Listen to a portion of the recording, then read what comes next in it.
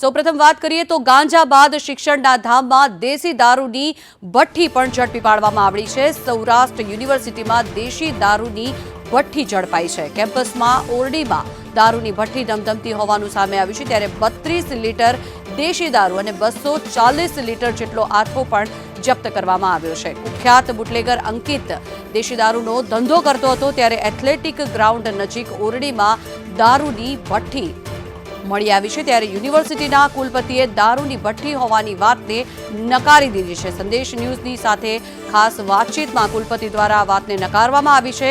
ત્યારે યુનિવર્સિટીના કેમ્પસમાં દારૂની કોઈ જ ભઠ્ઠી નથી, તે પ્રકારની વાત કુલપતિ દ્વારા કરવામાં આવી છે। ત્યારે કેમ્પસમાં એવી કોઈ ઓરડી કે મંદિર આવ્યું જ નથી તેવી વાત સંદેશ ન્યૂઝ દ્વારા વાતચીતમાં કુલપતિ દ્વારા કરવામાં આવી છે। ત્યારે કેમ્પસની બહાર ઝૂંપડપટ્ટી વિસ્તારમાં ઓરડી હોઈ શકે તેવી સંભાવનાઓ કુલપતિ દ્વારા વ્યક્ત કરવામાં આવી છે। ત્યારે યુનિવર્સિટીમાં કેમ વારંવાર નશાના અડ્ડા મળી આવે છે તે સૌથી મોટો અત્યારે પ્રશ્ન બની ગયો છે। ત્યારે આખી દારૂ ગાળવાની ભઠ્ઠી ધમધમી રહી છે અને તેની માહિતી કોઈની પાસે નથી, ત્યારે તંત્રને ગંધ પણ ન આવે તે પ્રકારની વાત અહીંયા કરવામાં આવી રહી છે। અનેક સવાલો અહીંયા ઉઠાવવામાં આવી રહ્યા છે।